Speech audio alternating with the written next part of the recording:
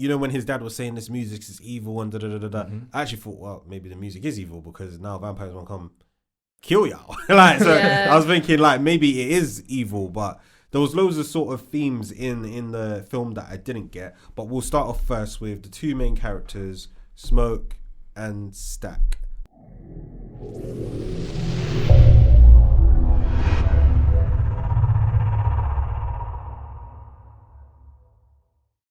We are reviewing Sinners, the new Michael B. Jordan film with Ryan. How do you say his name? Ryan Coogler. I was going to say Coogly. Ryan Coogler as the director. I'm going to give you the synopsis first before we then go into like the meatier part of the film. So the synopsis says, trying to leave their troubled lives behind, twin brothers return to their Mississippi hometown to start again, only to discover that an even greater evil is waiting to welcome them back. This film is based in the 1930s. So yes, that is the synopsis. But before we continue, I'll just let you know that obviously Arsenal is playing PSG right now. And they're losing. Who's losing? Arsenal's losing. Fantastic. Anyway. Fantastic. But yeah, there will be live updates, unfortunately, during this episode. So there won't. Come on, people, get your popcorn out. This is going to be a successful hate watch for all of us. Just look in the last episode and see what top she wore, hence why she doesn't want us to... It's 2 episodes ago. Was it 2 episodes ago? Yeah. It's all the same, innit?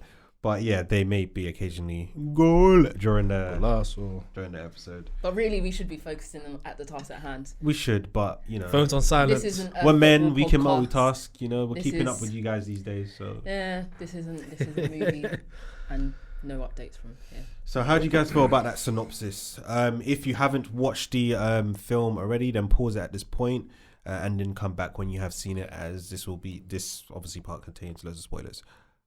How do you guys feel about the synopsis where it says they left their old lives, they've come back, and now they've met a greater evil that's waiting for them? I think it pretty much, like, it does a good summary of the film without telling us too much. Yeah. I don't know about you guys. I didn't know that much going into films. I like to go into films and any like TV shows, books like that, not knowing too much. However, I saw a tweet I was so annoyed about, and it literally said vampires, and I was like, I literally closed my phone. I was like, I didn't want to know. So did you see the trailer? I saw the first trailer. I saw it when we were watching Captain America. We didn't watch it together, but when we were... Did you send that in the group chat? I think you sent it in the group chat. The Twitter group chat. I think that was for his. Oh, for probably his. me, you know. Yeah. But yeah, I saw it when I was watching Captain America, and I was like, oh, looks interesting, but I cannot for the life of me work out what it's about. Did you guys know it was about vampires? Do you know it was No. I'm not going to lie to you. No, someone asked me if it's about vampires, and I was like, no. Yeah. It can't be. I said it can't be. Like, I said I didn't even like do any research or anything like that. I was just kind of going off like, it can't be about vampires. Like, that just seems a bit too... I just knew the film had shock factor. Not that 100%. vampires, just like there's going to be a bit of, like, oh no, that's like what's going on here. There's people looking a bit bloody and, you know, like, you know, but I didn't necessarily think vampires. It's only, what point in the film did I think, oh, vampire? Like, maybe, you know what? When we saw Remick. It was... Yeah, when we saw Remick, when he was running away from them people. But even then, we didn't even think it was vampires because he's... No, even though he didn't. I didn't think that either. But it was when, you know, his wife, not his wife, the woman, the guy's wife went up to the room to check on him because she couldn't hear him in it. Yeah. And then obviously, man was sitting on the chair with blood in his mouth and the guy's on the floor. We're gonna get to that scene at one point, and we might as well get to it now anyway. Sorry, we're just gonna be everywhere, yeah, because this film, there's a lot going on. There's a lot going on, yeah. So whilst I got this in my mind, I might as well say it. How did they let Remick into their house, please?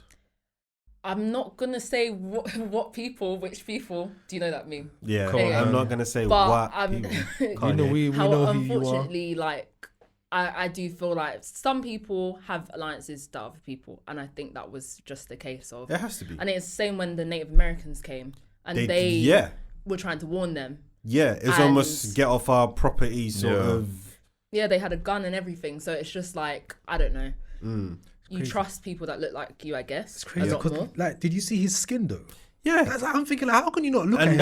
They didn't ask any questions. That's what we didn't realise, is that he was obviously burning from the sun. Yeah. And that when the Native Americans came and then they said, "Oh, we got to leave before the sun goes down." I was even thinking, what we about to see. So when she's gone back into the house and she's calling her husband's name and she sees Remick like all into him and he's on the floor. I can't even remember what he said to her, Remick. He's just something cheeky to her. I think did he do that to like shh like? Yeah, he just said. Like I've actually seen it twice. Oh, have you guys seen it? No, I actually just went to go see it again. I wish I saw it twice. And he says something like, "Don't worry, that's what he says. Don't worry, yeah, you're gonna be like us soon. Basically, don't worry, you're gonna be like us soon." So yeah. What was the purpose of turning people to vampires? I guess it was just a case of so they can be immortal. I feel I don't know. What's the attraction? Wait, if you're talking about in the film in particular, yeah. I feel like because what he was trying to do, especially when it came to like, I think I'm flying the scene now. You see the jukebox, innit? Yeah. That was basically like it's like a spirit. It was like a spiritual ground, something like that. Because you saw that, that's where like they were playing the music and everything. And there was a scene when they were playing the music. What's his name again? The boy. Sammy. Sammy, when he was playing the music and it was like the building was on fire, but everyone was still dancing. Yeah. It was basically like attracting spirits. I'm assuming, yeah. But I thought that was Sammy that was attracting it. No, it was the music. It was the music. Yeah, I thought it was Sammy's music that was attracting it. So I thought, when his dad was saying this music is evil and I actually thought, well, maybe the music is evil because now vampires won't come kill y'all. I was thinking like maybe it is evil, but there was loads of sort of themes in the film that I didn't get. But we'll start off first with the two main characters, Smoke and Stack, both played by Michael B. Jordan. How did you think he did? Best performance to date from Michael B. Jordan. I've always thought of him as like a B-list, C-list kind of actor. Nothing, good enough actor. Oh, this is our second Michael B. Jordan film. Creed, yes. But yeah, B-list, C-list. No, it's the third one. Not too crazy. Black Panther. Did we do Black Panther? No, I don't we think didn't we do it. We didn't do it? No. And this movie literally elevated him into A-list category and also made me think, damn, you're actually really talented. And I think it's his best performance to date. And I wouldn't be surprised to see some Oscar shouts basically in November or December. Do you know it's the 5th film that Michael B. Jordan and Ryan Coogler have done together? Dynamic duo. Yes, they're almost coming like Cillian Murphy and Christopher Nolan, who's done 6 films together, I believe. Yeah. I like this idea of like having like do I. Director, and I know that Ryan Coogler, he uses a lot of the same team. Ludwig Göransson, his composer, like, and apparently according to him and his wife is his producer, they use basically the same people for basically. But that's good. That's good though. I love. That's good though, because then you know what you're getting, and you could use that same team on different projects, and it brings out different sides of everyone, and it shows everyone sort of like versatility to adapt to this project. Whereas most films, when you're bringing a director from here and a producer from here and actors from here, there's beauty in that as well, because you're putting that all together and you get a masterpiece. But when you use the same team across different films, you already know like, yeah, I'm getting a Ryan Coogler film is going to be quality because the team he brings with him, quality, and the way him and Michael B. Jordan are working together. Yeah, they're doing wonders. I think there's so much trust between them as well. Yes. And from what I gather from interviews and stuff, Michael B. Jordan says like, I can just tell from his face. I know what he needs. I know when he thinks the scene's not necessarily going his way or not or whatnot. I can just tell, so I can just adjust. And then Michael B. Jordan was also saying that because he's directed a film, Creed 3, our first film, that he, from that experience, he now knows exactly what it takes. Coogler. I don't know why I got it misconstrued. I thought Michael B. Jordan was a director of this film. I did think so before I even went to see it. Let's gloss over that then. Yeah, I don't know where that came from, but I thought because of Creed, he's actually any film that he decides to put himself in now, he's going to be directing in it. So my bad, I was wrong on that one. But it was great to see them two obviously pair up again. And also, this is Ryan Coogler's first original sort of film where it's not based off a real life story. So Creed was based off. IP. I mean, there's a theory that is based off something true. From Dusk Till Dawn. No. Oh, the Robert Johnson. The Robert Johnson guy, yeah. I think, yeah. Did you hear about it? No. I heard, yeah. Go on. Basically, he more or less sold his soul for fame. I think it's called Crossroads. There's Ryan Coogler sold his soul. No, Ryan Coogler. The guy Robert Johnson. Oh, okay. Because that's who it is loosely myth. based off, innit? Mm-hmm. Yeah, there's a myth called Crossroads, and it's about this Robert Johnson that sold his soul for fame, and that's who the character of Sammy is based off of. Mm-hmm. But on your original point about IPs and stuff, I think this is just such a good like signaling. What am I looking for? Signaling to film studios, give qualified producers and directors, give them big budgets to make blockbusters off of original films. Yeah. And yeah, Ryan's done a massive This thing. was you will get onto it in a bit, but they gave him quite a bit of money to do this compared to other films that we've looked at. And I don't know whether people expected it not to do well, or I don't know what it was, but it was just people kept on saying, oh, for an original film, this is outperforming what they expected. I'm thinking, so what did they expect then? A loss? Yeah. Or There's been a lot of controversy. I'll be honest, man. When I was hearing all those things, and I just think, is it a colour thing? it's what? Is it a colour thing? Is Is it an underbelly colour thing? It might be.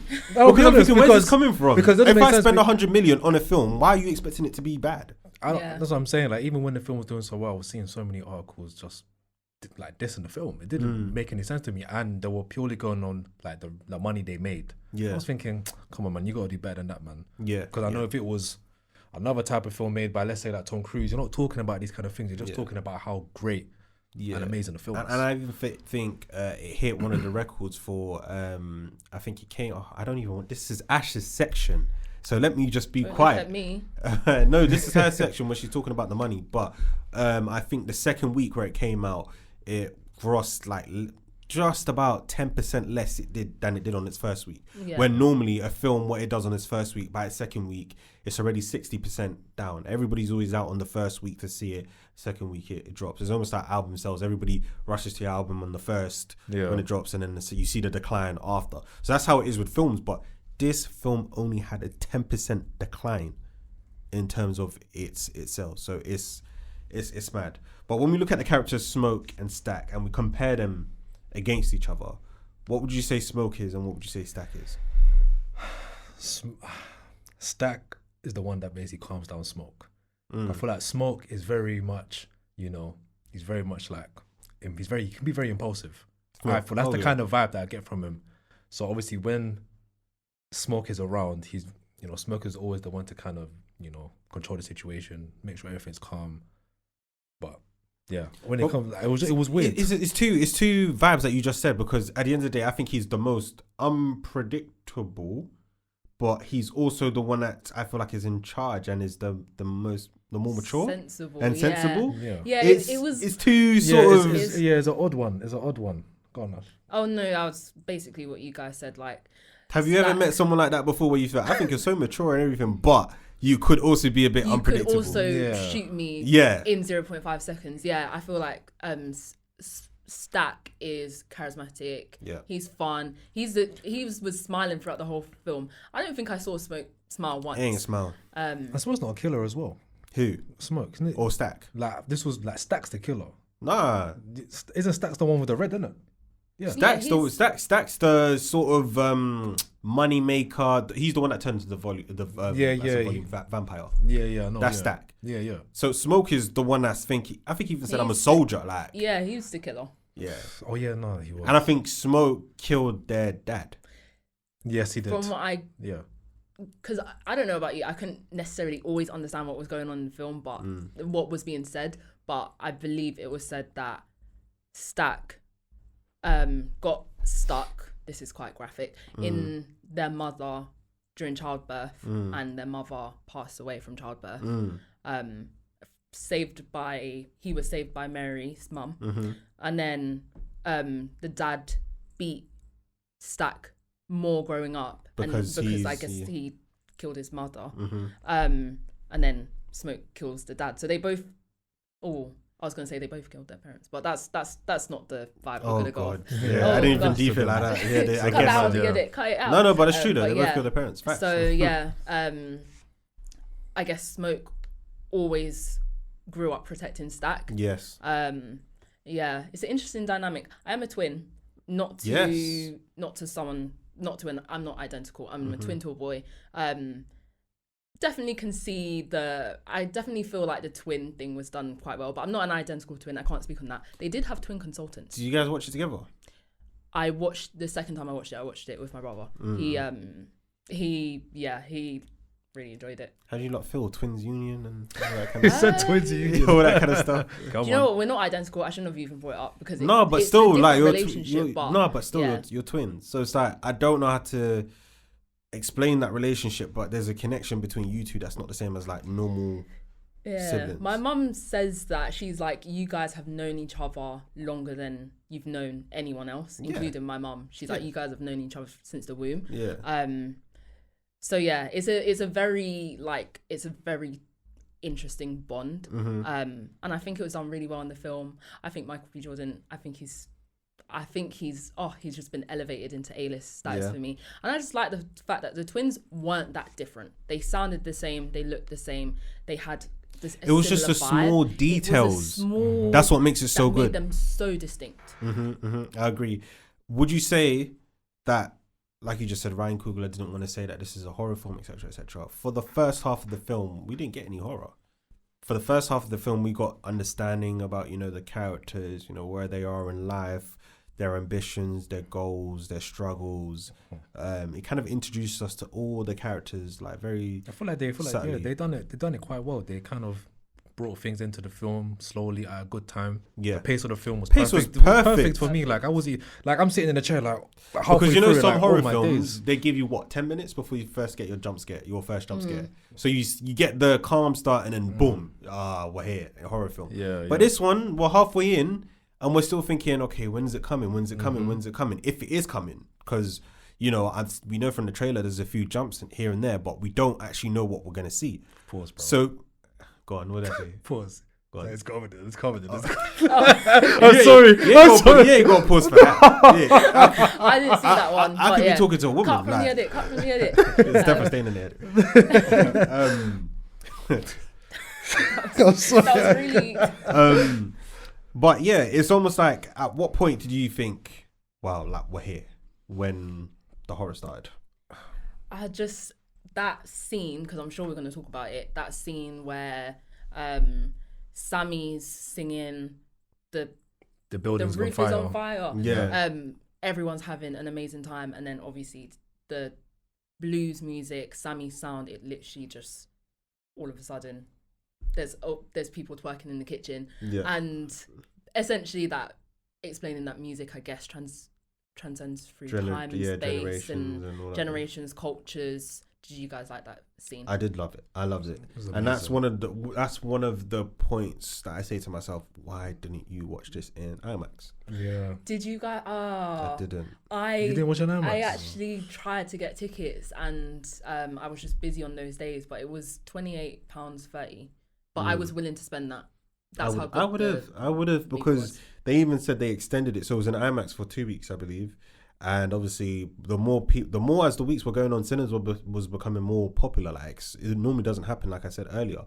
And obviously, it's done its 2 weeks. They wanted to take it off IMAX, and people were like, no. And they said, all right, guys, we're giving you another week. The film's doing so well, we're giving it another week. And I wish on that week I went to go and see it again for the second time in IMAX. Like, my sister went again and she didn't tell me she was going, so she snaked you. Yeah, your own family. Yeah, she went with her boyfriend, and I was I just saw her at the train station the other day. Yeah, she told me, and I was just like, you should have told me, because I would have come again. It's a film that when you finish watching it, you kind of think about it and just like, what did I just watch? I couldn't stop thinking about it, and it's really annoying because I watched it. You were on holiday. I don't know what Fahis was doing. I was chilling. I was just doing me. But all I was thinking is, I need to talk to you guys about this. And you're the two people I need to talk to the most. Yeah. I couldn't stop thinking about it. Wish I went in IMAX. Funny you brought up Christopher Nolan earlier. Did you hear that Ryan Coogler consulted Christopher Nolan and his husband in his husband, sorry, her and his wife Emma, is it Emma? I think so. About producing a film in IMAX and producing a film in the No, I think I've seen a little clip on it, but I didn't actually watch it all the way. Yeah, he's even credited in the credits. Christopher Nolan? Yeah. Oh, wow. But how amazing must it be for Ryan Coogler to literally be able to reach out to Christopher Nolan? Yeah. And that's how respected Ryan Coogler is as well, I think, as well. I find his moustache a bit funny, you know, Mr. Potato Head. Mr. Toy Story, forgive me. We're going to cut that from the edit. That's crazy. We love you, Ryan Coogler. We love you, that's but, you know, that's just my observation. That's crazy. Now, quickly, before you continue, you see the vampires, I've literally got in my notes here, because you were asking about them earlier, right? So obviously I've got in my notes here that the vampires represent cultural appropriation and colonialisms, specifically how white individuals can exploit the cultural richness of marginalized communities like the black community in the film. And this is obviously during the Jim Crow era as well, isn't it? So I can't lie, it makes perfect sense. Yeah, so when the era, not everybody had their freedom. Yeah, because did you see when Remnick was having a conversation with them at the door, basically talking about, you know, he can remove that the racism and all this stuff there. Yeah, because if he's a vampire, he's before all of this. So he's before everyone was free. But do you think Remnick's a bad guy though? At the same time, because someone brought this up to me earlier, he's an Irish immigrant. Yeah, Irish immigrants. That's what I'm saying. So he's before slavery and all this. He doesn't really understand it probably himself. So when he's saying he could take away all the pain, all the this, all the that, I hear it. But like, why do you want to do that? Like, I don't understand. I disagree. What? I think the thing is that I don't know enough about Irish people and their history, but essentially Irish people. I heard a podcast. I was listening to it today. Irish people were possibly the first kind of white slaves, and we know that from British history that Irish people historically haven't been treated great. Marginalized so people. I feel like he was trying to actually reach out to people and say, I know what you've been through, because I've been through it myself. My people were enslaved by the Catholics. My people their culture was stripped from them and they were forced to be Catholics. We're getting into the religious section. But, so I feel like he actually completely understood, and he was actually trying to reach out to that familiarity bone to say, like, let me in. I actually just found that scene really funny. I found it like, hilarious. And when they're like, y'all clan, and he's like, what? Me? And then he's like, at Mary, wait, why does she get to be in and I'm not? Like, why does she get to be in? No, sir. That was killing me, bro. No, sir. But I found that sort of, can we get in, part of what you said, that sort of appropriation where, you know, a certain type of, you know, race wants to be kind of involved in what another race is doing, but the other race kind of wants to gatekeep and say, you've taken everything from us, let's at least have this is our space, why do you want to come into our space? But, you know, I don't know what the agenda was. It's crazy because you know who they bought that jukebox from, right? Who? Everyone from one racist guy. I think his name was like Hogwood or something like that. The racist owner, the same guy that tried to come at the end and try mess up the place, innit? That was just funny. You know what I'm saying? Because like back then it's like, yeah, the white man will give you, but you're gonna take it back. He's coming to take you're it gonna back. take it back. 100%. Do you know what I mean? So that one I found that a bit wow. How did you find Wumi Masaku? That's how you say her name? Was that My Man's Estranged Wife? She was pretty. Yeah, she was playing the wife. She was, for me, maybe Smokestack, Michael B. Jordan, and then I guess they were all amazing, but I would say she was probably number 2 for me. Yeah, I was shocked to hear that she's from Manchester. She's British. Oh, is she? Yeah, she's British from Manchester. Wow. I've got to hear that she's a BAFTA actress, like winning actress. Yeah, that's crazy. I've got it down as that. That's what she is. Easily the best accent in my opinion, and I just liked. She was so wise and everyone just listened to her. Like there was no, you know, usually in these things it's like, oh, what vampires, they don't exist, whatever. She had so much discernment and sincerity that everyone just had to listen to her. And I just think, and I think the first at the point where she gained her respect, where everybody thought she knows what she's doing, is when she was like to the guy Cornbread saying, "You're so big and strong. Like, why can't you just? That's what I love. Why can't you just push your way in here?" Because at first I was like, why is she saying that to me? Then I clocked like she's onto something. And he went, "That's not nice. Like, that's not polite," or whatever he was saying. Like, just like this. Yeah, my money. Give my money. Let me in there. So no, she was one of the like, you know, standout characters and actors in this film. I really appreciate what she did. But when she first came on scene, I don't know why I thought she was a bit old to... I knew you were gonna say this. Yeah, is that wrong? And that's very controversial. It's controversial, but let's talk about it. You thought she was too old? Yeah. I'll let you guys bury yourselves. Yeah. I thought she was fine. Obviously, no. Do you know what? Do you know what it is? Because when I see pictures of her now and modern day sort of pictures, like she looks like a young sort of lady. She's a beautiful lady. But when like seeing her in the film and, you know, her wearing what she was wearing and, you know, obviously it's an olden film, like Smoke is wearing a suit. We wear suits now, but you don't see ladies dressed like that now, do you?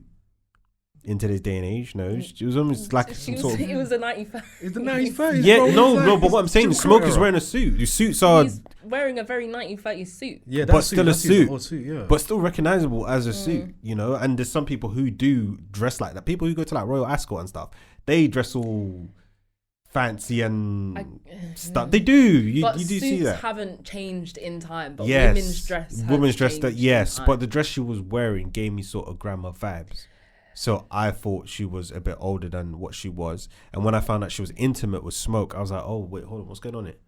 Did you not think what's going on here? No, I knew instantly. Okay. I clocked instantly. I didn't have no issues with it. I didn't look at it the way like you looked at it. I just like the way she was dressed and everything. I was trying to figure out who she was. Like it made sense to me. Obviously, like I'll say like maybe like first couple of minutes when I see her on the scene. Yeah. I said, who is this woman? Like, is she like a sister? Is she related to someone? Something like that. But then, as that scene was going on, when she was talking to Smoke, I said, okay. When it got to a particular part in that scene, I said, okay. Yeah, when she touched his piece. I said, so this makes sense then. Okay, so this is what it is. I think this has caused a lot of controversy on TikTok because a lot of people are saying like, basically saying, how did you immediately see a black woman and see her as a motherly figure? But I'm saying it's the way she dressed. Yes.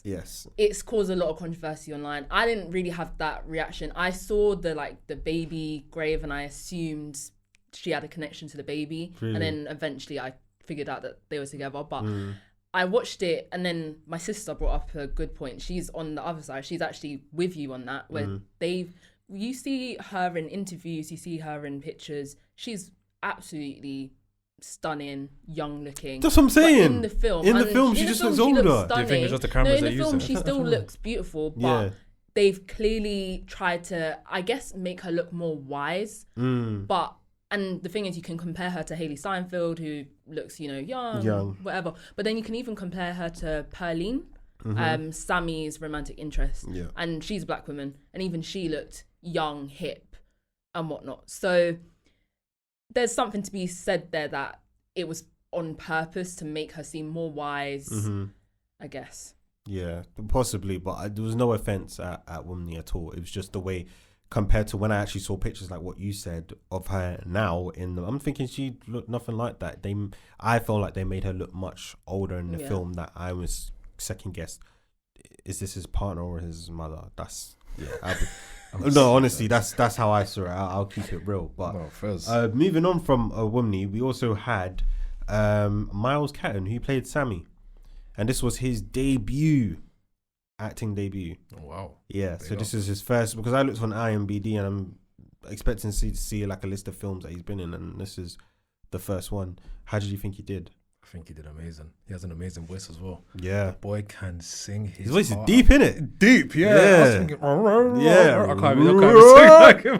I can't even do it, but... No, it was I loved the way he played that role, man. He playing the guitar, because he's actually a musician as well, apparently, in real life. I didn't even know that at all. I was making my way here and I found that out. Backup for her. Oh, is it? Yeah. Nice. He tours with her. Oh my days. Yeah, no, he played the role to a T, especially being, so different to Stack and Smoke, because there's all the cousins, right? Yeah. I feel like the way he just carried himself, with the singing, even when it came to like him at the end, saving his own life, because he used that guitar to defeat what's his name? Remick, yeah. I was thinking, boy, that same guitar that your dad was talking about, they were saying, oh, you keep playing with that, the devil's gonna come. Saved him. Saved him, You saved him. And what did you think, Ash, in terms of like his overall like stardom in the film? Because okay, we said Michael B. Jordan and Wimney, but he's a close second. He's a close second. I think Absolutely so. brilliant. You think?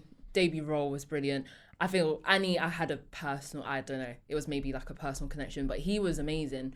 I like you said, his voice, his singing voice, but even his speaking voice is like, that doesn't belong to you. That shouldn't belong to you. So yeah, he was amazing. He's very believable, like extremely believable. Yeah, he was amazing. I don't know if you've got on the list Delroy Lindo.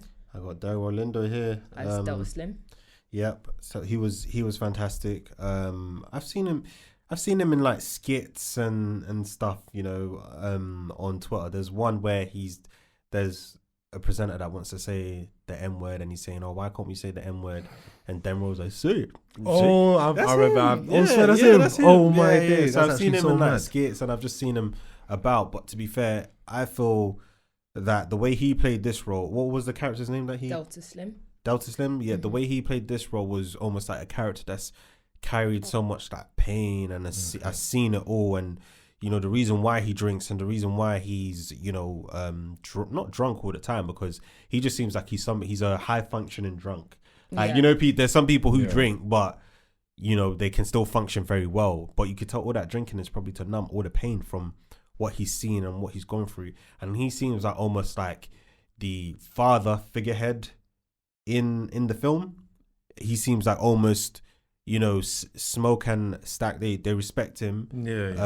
They did a lot to make sure that he was included in this sort of venture that they were doing. I think they even said that we'll pay you double or triple or whatever, like 20 cents, 50 cents. You know, that's how much of value he was, his actual character. But the way he was played by Delroy, I love that. He seemed like a sacrificial sort of character as well, where he ends up, did he die again? He sacrifices himself. He does, doesn't he? To help the others. I will say fellow Jamaican, fellow Brit.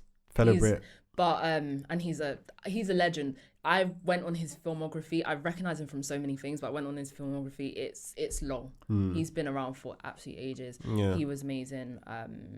He brought this like just this, I don't know, richness, I guess. Yeah. It was just so raw. Like I felt like he was actually, obviously I know all of these people are acting, but I really felt like he was a character. He reminds me of so many older people, even in my own family, who are a bit, I'm exposing my family here, but who are a bit like, oh, they're drunk, they're a bit crazy, and they make jokes and we all laugh. Yeah, he brought a comedic effect. But there's something there. There's so much pain there. There's so much hurt there. Yeah. And once you break through the drinking and the jokes, like there's so much there. Yeah, and his character was probably around at the time where like we're still in the Jim Crow era, like we said, where he obviously has his freedom and a lot of black people don't have their freedom, and he recognizes how privileged he was. And you see the scene where he's driving with Stack and Sammy, and they're going past like a plantation, and he stops and he just encourages them, gives them words, keep on going. Like, I felt that, and like he did the little humming that I was talked about, and it was like you could tell he was there in the trenches with them. And then Sammy asked him, "How do you did he say, do you know them or something?" And he says, "I know all of them." Like he was in it with all of them, and he acknowledges that obviously his talent or whatever he has is lucky enough to get out of the situation that he was in. But you know, slavery was not that long ago when we think about it. It really wasn't. It wasn't, because 1930s, is that even 100 years ago? Even when they were in the film, they were still slaves. They were still slaves. Yeah. That's not even 100 years ago, is it? 1930s? No, it's not. So, you know, when a lot of people are saying, "Oh, we should forget it," and it's hard, because some people's great grandparents are slaves.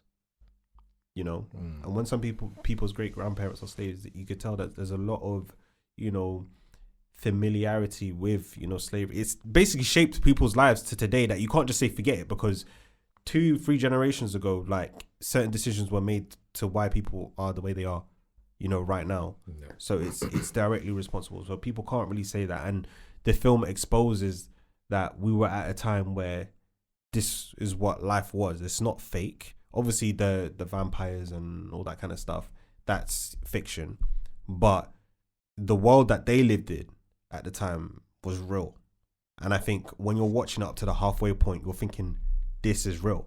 It's only when Remick comes into that as, okay, cool, we're getting some sort of fiction fantasy. But up to that point, everything's believable.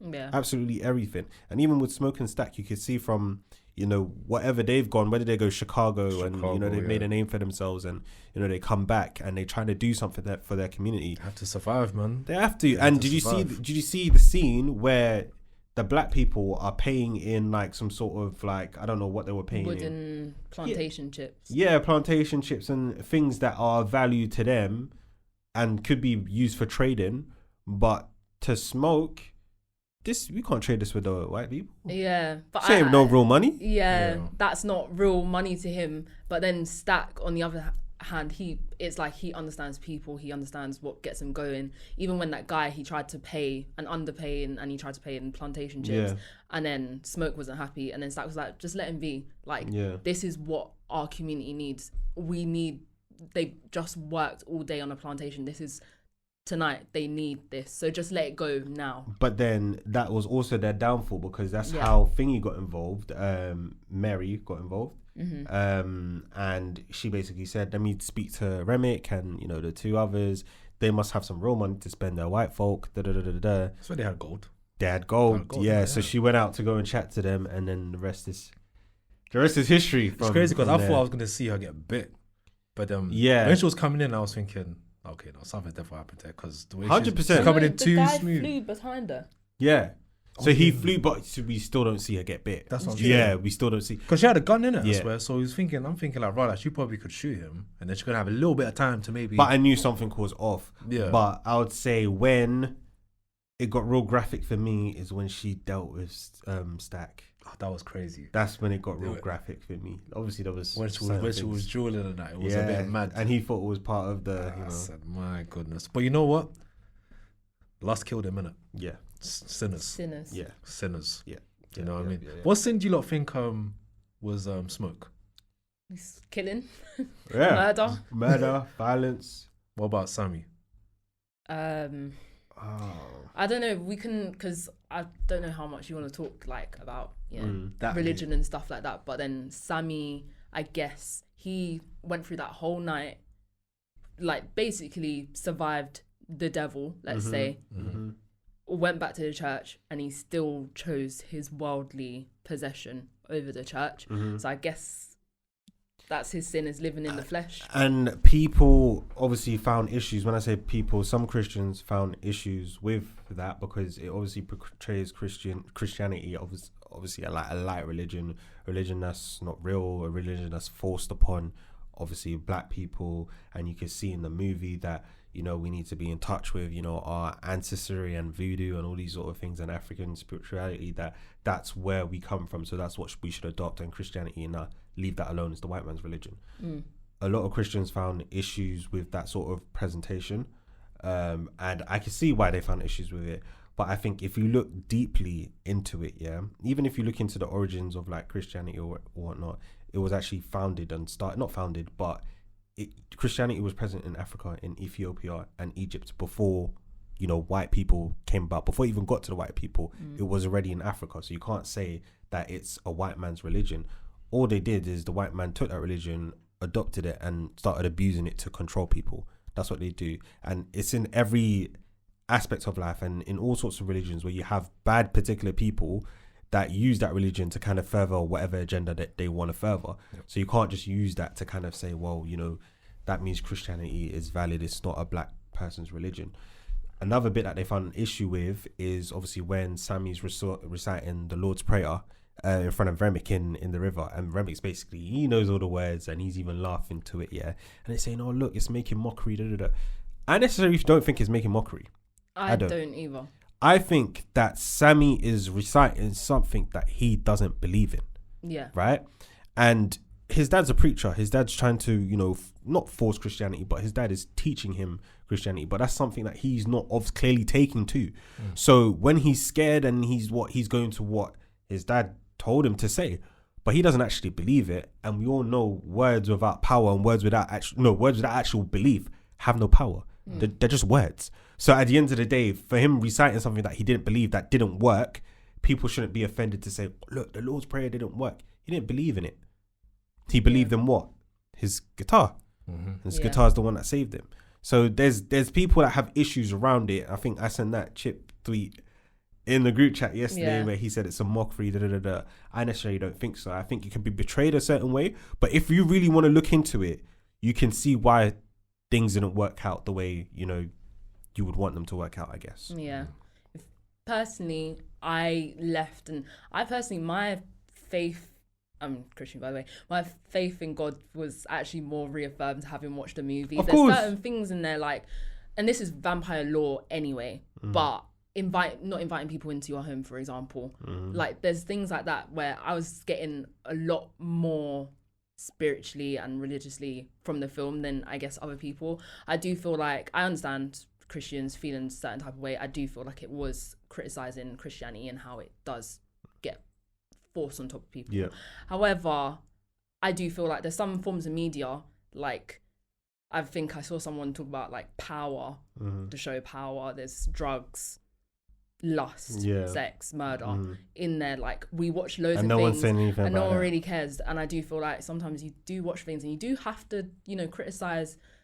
You do have to take it in, and sometimes those criticisms of your religion actually may even reaffirm your faith even more. Exactly. And that. may and it teaches you that things like African spirituality and things like when people talk about like juju and all these topics, like, it's not a joke. Like, these things are real. People do practice these things, and I think the movie did show that these things exist, and these things do have some sort of power. But obviously, if you're a believer in whatever religion you believe in, that's not the ultimate power. That power is from the devil. Whatever religion you believe in, you believe that power is from the devil.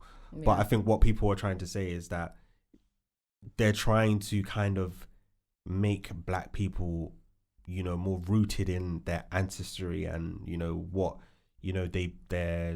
the further generations believed in, and we should believe in that because that is the truth to them. And if you believe in that, then there's power. But I don't necessarily think that's the case. I feel like the movie is basically saying whatever you actually practice, believe in it. Don't practice something that you don't believe in. Don't practice in something that you're half-hearted on. Don't practice something that you don't fully understand or you don't fully try to understand, because doing that, there's no power in it. No, there's no point. I also will say as well, like you said, Remick reciting the prayer as well. I guess the like dunking him in water probably did make me a little bit uncomfortable, but Remick reciting the prayer, like, Lucifer was a fallen angel. He knows, and a lot of these, I'm just gonna say bad people or false prophets and stuff. They know the word. Yeah, they know the word. They know scriptures. They know the scriptures. So I feel like it's It's not like, how did you know? Yeah, they know. But yeah, that was just my little take on that sort of criticism of the film. I think there's so many other good things of the film to actually look at and say, wow, what a film, rather than just say, oh, it looks like it's an attack on Christianity. I'm walking out the cinema, or I'm not even going to give it a go. I think everyone should give this film a go. It's a proper good watch. Go on. Am I going to the numbers? Yeah. Because I was going last to thing. say one before you even do that. Did you not see the, was it the end credits? I did, yeah. Yes, I did. When Sammy was older this time? Yes. I was going to ask you about that one. Mm-hmm. Did you not look at the mirror? His reflection wasn't in the mirror. So do you think, like, they got Sammy? Because he's like... No, but they asked to get him. Like, they said, do you want to live forever? You're getting old now, or something like that. Do you want to live forever? I thought, yeah, no, I don't know. Asked him. But like, they asked him, and he said when no. they were talking, it's like, so basically, so at that point, they were assuming that he's not been bitten. Yeah. Because obviously Smoke made a deal with Stack to not go after him. But when they were like talking and I was looking in the mirror, like, obviously you can't see Stack because he's a vampire, right? Yeah. You can't see reflection, but you also can't see Sammy's reflection. Really? Yeah. I didn't do can't that. See, yeah.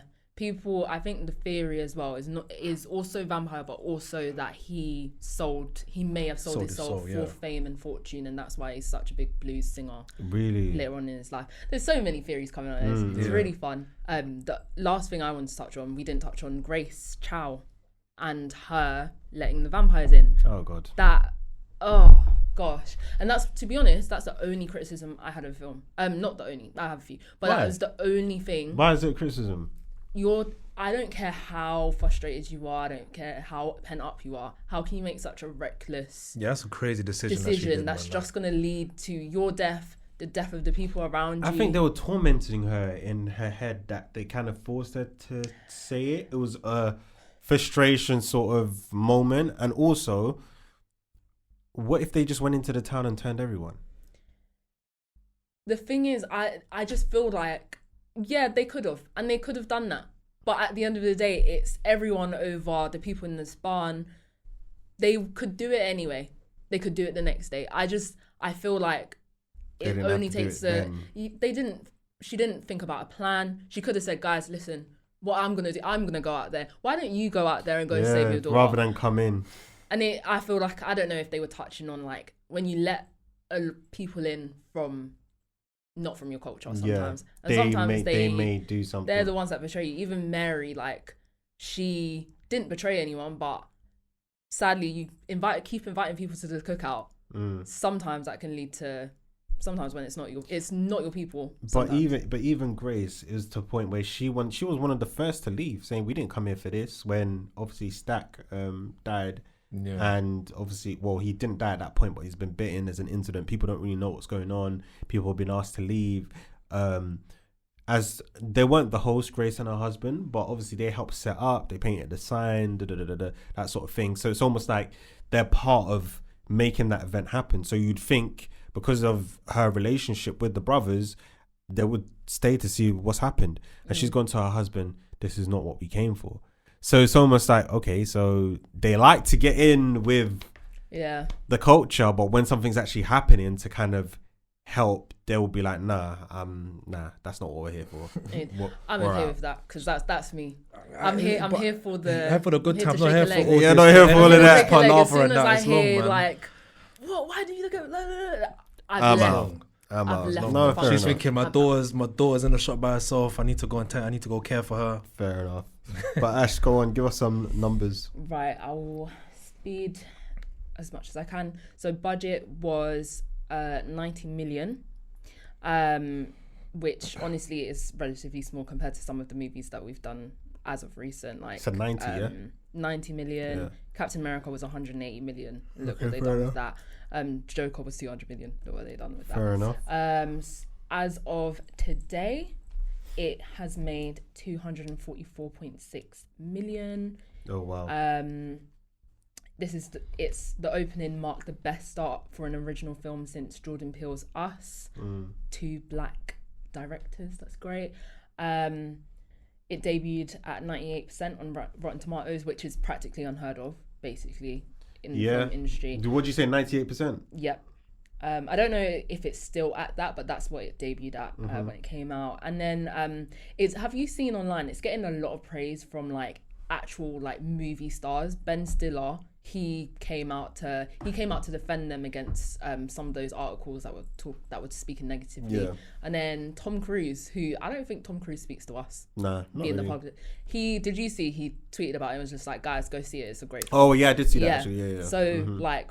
Yeah, for these legendary movie stars to actually be like, you guys need to support I think projects. Everybody's, as much as the culture is, I think a lot of the actors and directors, like you said, Christopher Nolan helping Ryan Coogler. Yeah, I just think everybody's down to support this obviously masterpiece. And yeah, no one's shying away from it. This is so good, like support it. It's not even because it's a black thing. It's literally because it's good. So yeah, I'll give it that. But good numbers. What do you got for us, Fizz? One good, one bad? 4 out of 10 for the first one. They titled it The Devil at the Crossroads. Blues originated in the American South from marginalized voices, and so did a lot of vampire lore in American fiction. Sinners is maybe inspired by the folklore of Robert Johnson, the iconic bluesman who was said to have sold his soul to the devil at the crossroads in exchange for his extraordinary guitar skills. This movie is visually captivating but narratively underwhelming. The plot feels undercooked, characters lack depth, the emotional stakes never fully land its case of style over substance. Beautiful to look at, but hard to care about. Many films and stories have leaned into this connection, like From Dusk Till Dawn and even Only Lovers Left Alive. You don't think of that?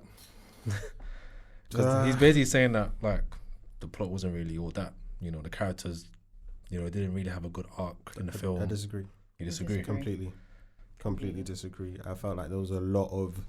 Look how long we've been speaking for, nearly an hour, and there's still so much that could have been said. That's actually true. The film has so many pockets that you could go into with the plot alone and why certain decisions were made, and we're still questioning like, why is this? Why is that? What did this mean? What this needs like a third watch maybe. Ash has done it twice. It needs maybe a third one to fully like grasp things. Yeah. If it was that basic with a weak plot, then it doesn't need that many viewings. No, I agree still. All right. What's a good one saying? 8 out of 10, he just titled it Damn. He said, anyone who says this movie felt like 2 movies in one, or that the ending was rushed, in my opinion, hasn't watched enough movies to judge, or just has bad taste. It was rich cinematic. I'm crumbling. Yeah, I did as well. Cinematically, historically, dramatically, and musically. Even the attention to folklore details were amazing. The build up to the ending was great. Every time Sammy started singing, I got chills. And after the the after credit scenes, damn, I had pretty high hopes for it because it dropped. I had pretty high hopes for it before it dropped. Seeing as everyone talked about it, glad to say that they weren't wrong. Go and watch it in IMAX theater. Pretty excited for the next movies. Yeah. Did you guys see Ryan Coogler's breakdown? No. He done a breakdown on the Kodak YouTube channel, and he literally is like 9 minutes of him literally comparing the differences and why he chose like IMAX, why he chose it's 70.2 millimeters. Sorry guys, I don't know. It was a bit nerdy for me. It was a bit nerdy. It's so nice. It was. I had to watch the whole thing because he was in his element, and that's someone who loves film and loves making films. That's so mad.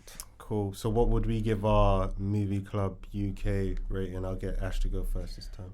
It's so hard, and honestly, I think this would maybe go down with time. But why am I being harsh? This is an original movie that I really, really loved. I saw it again. Like I loved the movie, so I don't know why I'd be harsh. 9.5. So many themes, so much talk about, fit into, I think it was 2 hours, 18 minutes.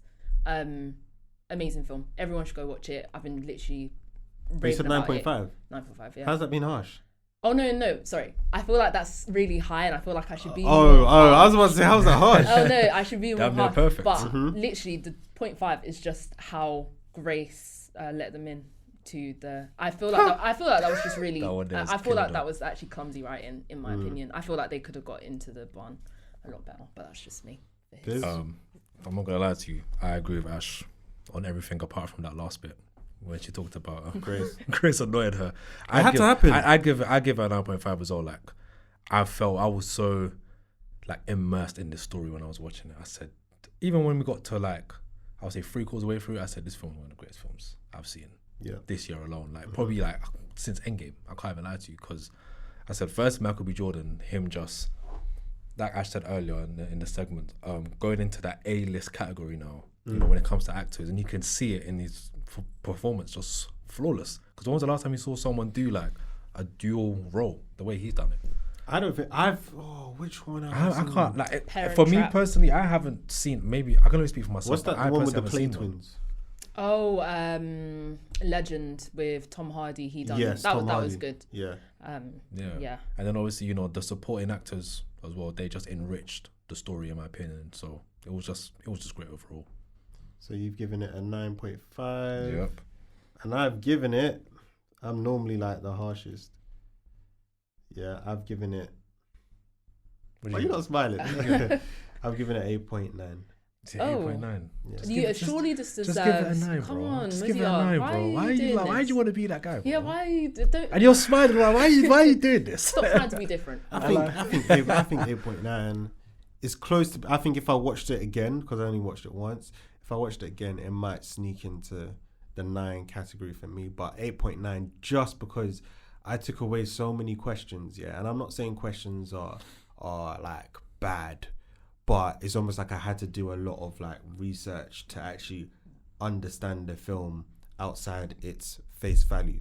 So we've spoken about a lot of things, but a lot of the things that we've spoken about, my understanding came from research after the film, not just based off what the film gave me as face value. So I'll just say just a minus 0.1 just for me doing that extra research.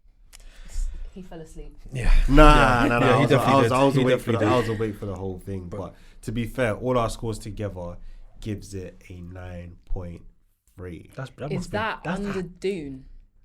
It's the same as Dune.